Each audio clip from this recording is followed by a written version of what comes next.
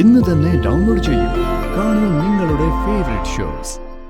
നവീനെ ഇഷ്ടപ്പെട്ടതും സ്വന്തമാക്കണമെന്ന് ആഗ്രഹിച്ചതും ഗാഥയാണ്. ഞാൻ ഗാഥയല്ല. ചുമ്മാ തമാശ പറയല്ലേ? എന്നെ കളിപ്പിക്കാനായിട്ടാണോ തന്നെ കൂട്ടി കയറി വന്നത്? അല്ല നവീൻ, എന്റെ പേര് കൃഷ്ണ എന്ന.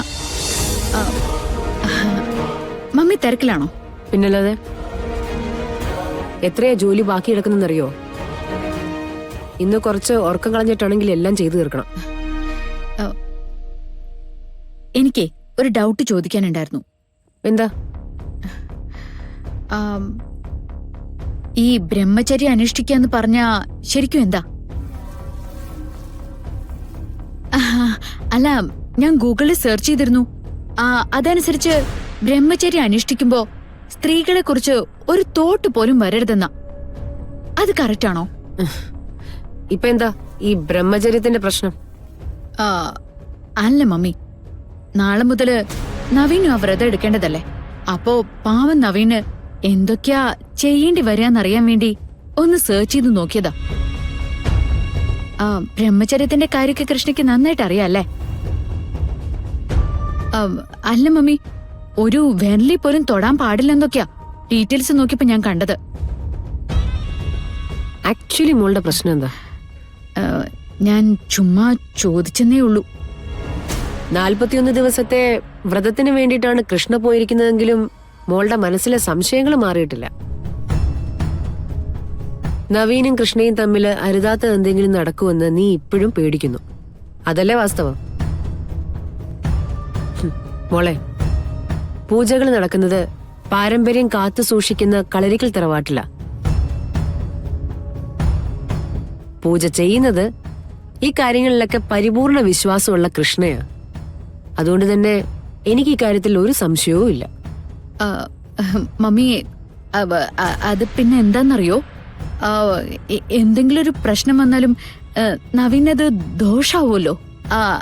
അതോർത്തപ്പോ. എങ്കിലൊരു കാര്യം ചെയ്യും, നവീന്റെ നന്മയ്ക്ക് വേണ്ടി വ്രതങ്ങളും പൂജകളും ഒക്കെ എടുക്കുന്നുണ്ടല്ലോ കൃഷ്ണ. പക്ഷെ യഥാർത്ഥത്തിൽ അതിന്റെ ഗുണങ്ങൾ കിട്ടേണ്ടത് മോക്കല്ലേ? കൃഷ്ണ ചെയ്യുന്നതിന്റെ അത്രയൊന്നും ചെയ്യണ്ട. മനസ്സിൽ കള്ളമൊന്നുമില്ലാതെ ഈ 41 ദിവസവും നീ നവീന് വേണ്ടി പ്രാർത്ഥിക്ക. അത് ചെയ്യാലോ. എന്നാ പിന്നെ മമ്മിയുടെ ജോലിയൊക്കെ നടക്കട്ടെ, ഞാൻ ബുദ്ധിമുട്ടിക്കുന്നില്ല. മോള് നിന്നേ, ഇരിക്കേ ഇരിക്കേ.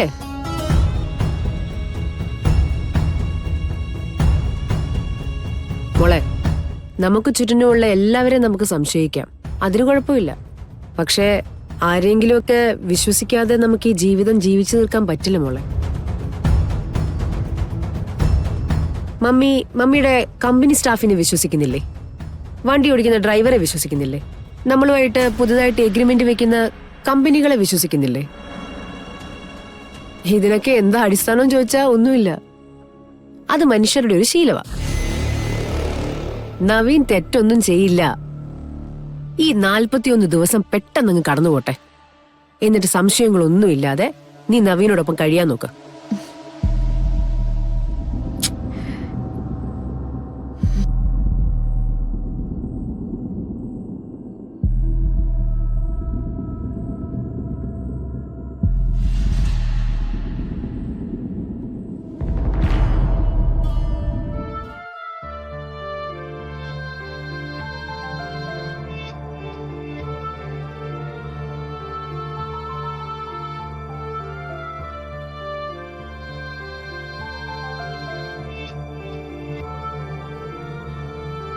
ദൈവമേ,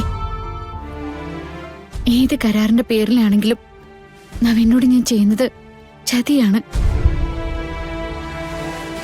നവീനെ പോലെ നല്ലൊരാള് ഇങ്ങനെ വേദനിക്കേണ്ട കാര്യമില്ല. നവീനോട് സത്യങ്ങൾ പറയണം. എന്ത് സംഭവിച്ചാലും നവീനോട് ഇതെനിക്ക് തുറന്നു പറഞ്ഞേ പറ്റൂ.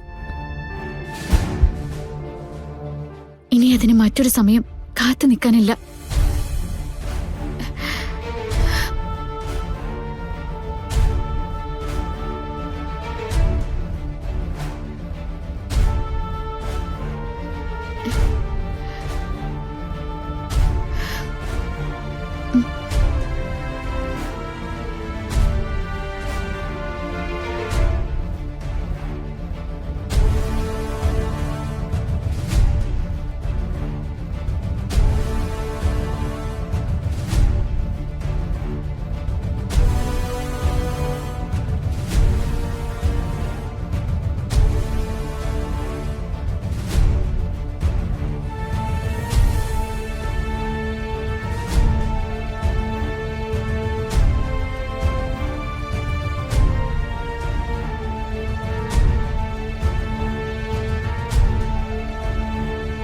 ഞാനിപ്പോ ആലോചിച്ചോണ്ടിരിക്കുകയായിരുന്നു. വിവാഹം കഴിഞ്ഞിട്ട് ദിവസങ്ങൾ പോലും ആയില്ല, അതിനു മുമ്പേ പൂജയും വ്രതങ്ങളെന്നൊക്കെ പറഞ്ഞൊരു വേർതിരിവ്. എനിക്കറിയായിരുന്നു കാണരുത്, അടുത്തു പോകരുതെന്നൊക്കെ മുത്തശ്ശി വിലക്കിയാലും ഗാഥയ്ക്ക് അതിന് കഴിയില്ലെന്ന്. എനിക്ക് വല്ലാതെ മിസ് ചെയ്യുന്നുണ്ടായിരുന്നു. താനിവിടെ ഇരിക്കെ.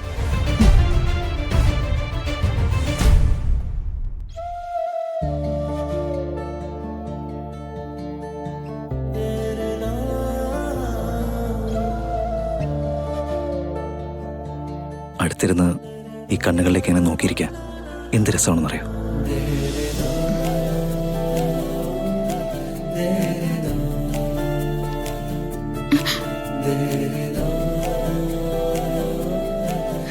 നവീൻ, എനിക്കൊരു കാര്യം പറയാനുണ്ട്. എന്താ? പറഞ്ഞു. പറയണ കാര്യം കേട്ട് കഴിയുമ്പോ നവീന് എന്നെ ഏത് വിധത്തിൽ വേണമെങ്കിലും ശിക്ഷിക്കാം. ശിക്ഷിക്കണമെങ്കിൽ തെറ്റിയുണ്ടേ. ഗാഥേൻ്റെ അടുത്ത് എന്തെങ്കിലും തെറ്റിയതോ? ചെയ്തു. ഒരാളോടും ഒരിക്കലും ചെയ്യാൻ പാടില്ലാത്ത തെറ്റ്. താൻ എന്തൊക്കെയാ പറയുന്നേ? അതെ നവീൻ, നവീന് ഒരു പെൺകുട്ടിയെ ഇഷ്ടപ്പെട്ടു. അവളെ ആത്മാർത്ഥമായി സ്നേഹിച്ചു. അവളെ സ്വപ്നവും കണ്ടു. അവളുടെ കൂടെ ജീവിതത്തിന് വേണ്ടിയും കാത്തിരുന്നു. പക്ഷെ നടന്നത് അതൊന്നുമല്ല. എന്തുപറ്റി? മുത്തശ്ശി വ്രതത്തിന്റെ കാര്യം എന്തെങ്കിലും പറഞ്ഞ് പേടിപ്പിച്ചോ? അതാണോ സമനിലയില്ലാത്ത പോലെ സംസാരിക്കുന്നത്? എടോ, ഞാൻ ഇഷ്ടപ്പെട്ടത് തന്നെയല്ലേ, ഞാൻ സ്വന്തമാക്കിയതും തന്നെയല്ലേ, താലി കെട്ടിയതും തന്നെയാണ്. തന്നോടൊപ്പം അല്ലാതെ വേറെ എന്ത് സ്വപ്നങ്ങളോടും ഞാൻ കണ്ടിട്ടുള്ളത്?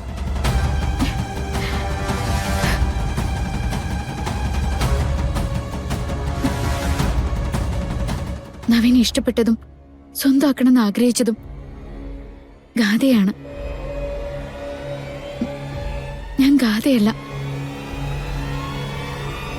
ദേ, ചുമ്മാ തമാശ പറയല്ലേ? എന്നെ കളിപ്പിക്കാനായിട്ടാണോ തന്നെ കൂട്ടി കയറി വന്നത്? അല്ല നവീൻ, എന്റെ പേര് കൃഷ്ണ എന്നാ. ഞാൻ സിത്താര മേഡത്തിന്റെ മകളല്ല.